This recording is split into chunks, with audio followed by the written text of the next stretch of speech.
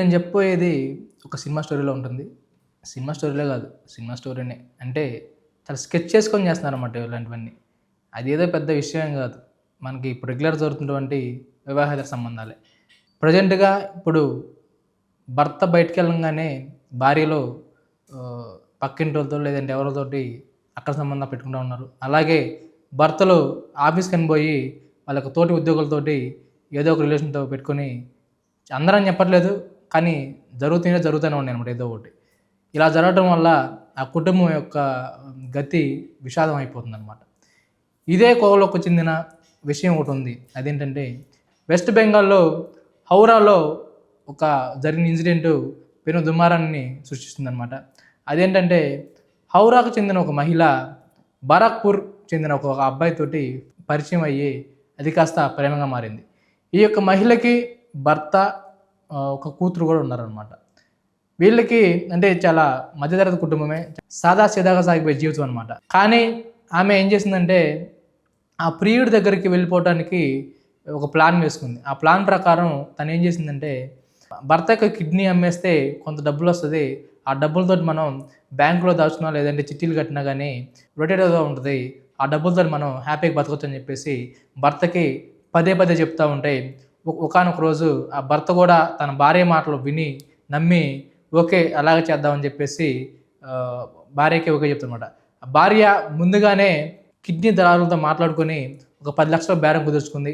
ఆ బేరం కుదుర్చుకున్నాక ఒక హాస్పిటల్‌కి వెళ్ళిపోయి ఆ హాస్పిటల్‌లో భర్త యొక్క కిడ్నీని అమ్మేస్తారనమాట.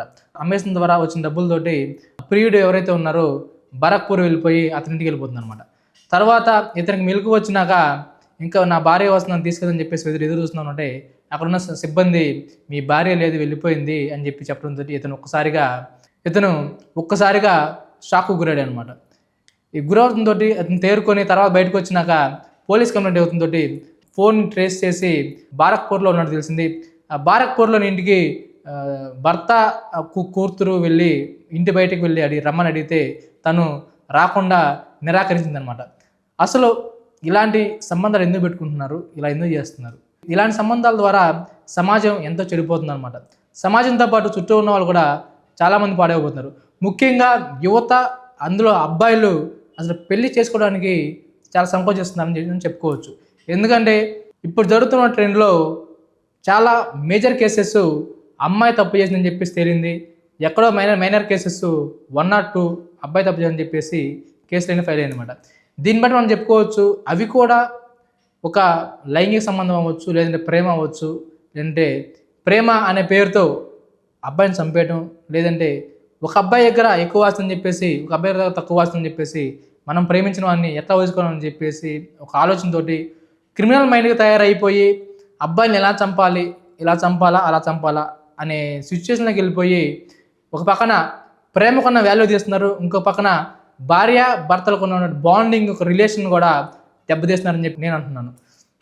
ఇలా చేయటం వల్ల ఫ్యూచర్లో పెళ్ళి అనే మాట కరువైపోతుంది. అలాగే భార్య భర్త అనే రిలేషన్ కూడా తెగిపోతుందని చెప్పేసి చెప్పొచ్చు. ఇలాంటి వాటి వల్ల కుటుంబాలు నాశనం అయిపోతాయి. అలాగే మనుషులు కూడా చచ్చిపోతున్నారు.